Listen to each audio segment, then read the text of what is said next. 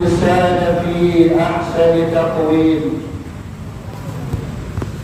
Manusia diciptakan dengan segala sesuatu yang dikaruniakan kepada malaikat, hewan dan setan, yakni berupa akal pikiran, syahwat dan hawa nafsu. Oleh karena itu kehidupan umat manusia lebih dinamis, karena manusia berjuang dalam tarikan antara ketiganya. Manusia bisa menjadi seperti malaikat, hanya tunduk patuh pada Allah. Bisa seperti hewan, hanya mementingkan keinginan jasmanianya. Ataupun bisa seperti setan, hanya mengumbar hawa nafsunya. Sebagai makhluk ciptaan dalam bentuk terbaik, manusia dikaruniai 4 hal sebagai permata dirinya. 4 permata ini disebutkan Rasulullah dalam hadisnya, sebagaimana yang terdapat dalam kitab Ihya Ulumuddin. Qala Rasulullah sallallahu alaihi wasallam, arba'atu jawahiru fi jismi bani Adam yuzal ala arba'ati asya. Amma al-jawahiru wal aqlu wad-din wal haya'u wal amalu salih. Rasulullah sallallahu alaihi wasallam bersabda, ada 4 permata dalam tubuh manusia yang dapat dihidang karena 4 hal. 4 permata tersebut adalah akal, agama, sifat malu, dan amal saleh. Akal adalah alat untuk memahami agama. Agama adalah rambu-rambu atau aturan yang memberikan arah pada manusia. Sifat malu adalah pengendali, dan amal saleh adalah buah dari akal. Memahami agama dengan pengendali berupa sifat pengendali. Akal menjadi pemimpin dalam tubuh manusia untuk memahami mana yang hak dan batil, mana yang patut ataupun tidak, mana yang harus dikerjakan ataupun ditinggalkan.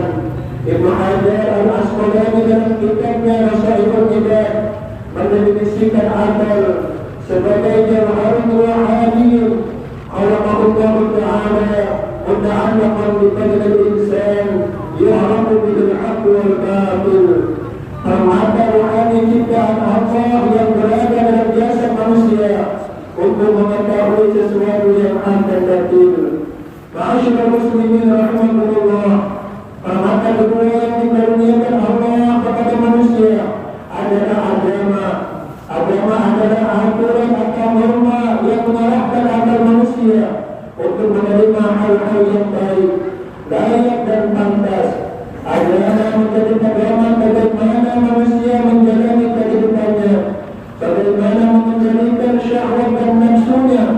Akal sehat akan mengarahkan kita dapat menerima agama yang hanif, agama yang lurus, yang mampu memberikan ketenangan lahir batin dan dapat melahirkan sifat pengendali, yaitu malu, serta membuahkan amal saleh. Hadirin yang mulia Allah Subhanahu wa Ta'ala, malu merupakan sifat yang dikembangkan oleh agama untuk menjadikan perilaku manusia yang dapat membedakan kita dengan hewan ataupun setan. Oleh karena itu, Ibnu Hajar Al-Asqalani membagi malu menjadi 2, yakni haya'un nafsiyun dan haya'un imadiyun. Haya'un nafsiyun adalah rasa malu yang diberikan Allah pada setiap manusia, seperti rasa malu memperlihatkan auratnya dan sejenisnya. Sifat ini tidak diberikan pada hewan. Sementara haya'un imadiyun adalah ayyamna al-mu'minu min fi'lil ma'asi khawfan min Allah. Ketika seorang mukmin mampu mencegah dirinya untuk berbuat maksiat karena takut kepada Allah Subhanahu wa Ta'ala. Sifat ini hanya diberikan pada orang mukmin yang mampu menggunakan akalnya untuk memahami perintah dan larangan Allah Subhanahu wa Ta'ala. Karena itu saja jika Rasulullah pernah memberikan nasihat kepada sahabatnya dengan mengatakan, al-haya'u minal iman, malu itu sebagian dari iman. Malu untuk berbuat maksiat, malu meninggalkan perintah agama, malu tidak berbuat baik dan lain sebagainya.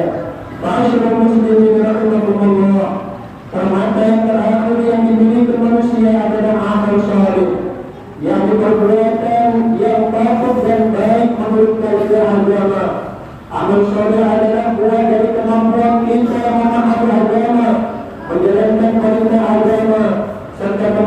kita memberanikan sikap dalam kehidupan. Banyak orang mampu memahami agama atau mengerti ilmu agama, tetapi tidak mampu mengendalikan syahwat dan nafsunya, sehingga ia tidak memiliki rasa malu. Maka ia hanya bisa melakukan sesuatu yang hanya berorientasi pada kebutuhan yang kadang merugikan orang lain.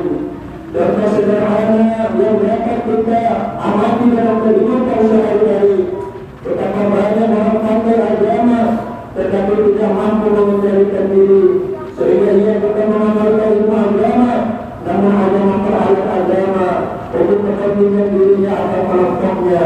Maka akibat yang timbul dari itu bukan amal soleh, tetapi justru kemaksiatan. Hadirin yang dimuliakan Allah Subhanahu wa Ta'ala, Rasulullah dalam hadis di atas juga mengingatkan pada kita akan bahaya yang mengancam empat permata manusia tersebut.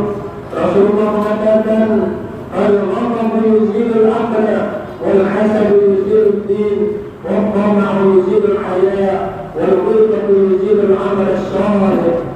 Kata marah-marah dapat menghilangkan akal, iri dan dengki dapat menghilangkan agama, serakah atau tamak dapat menghilangkan sifat malu, dan menghujing atau menghina dapat menghilangkan amal soleh. Ma'asyiral muslimin rahimakumullah, semoga kita dapat mengoptimalkan permata yang ada di dalam hidup kita untuk menjadi insan pilihan dan masuk dalam kategori muttaqin, orang yang memiliki ketakwaan. Barakallahu li wa lakum bil Qur'anil 'azim wa nafa'ani wa iyyakum bil ayati wad dhikril hakim. Innahu ta'ala jawwadun karimun malikun barrun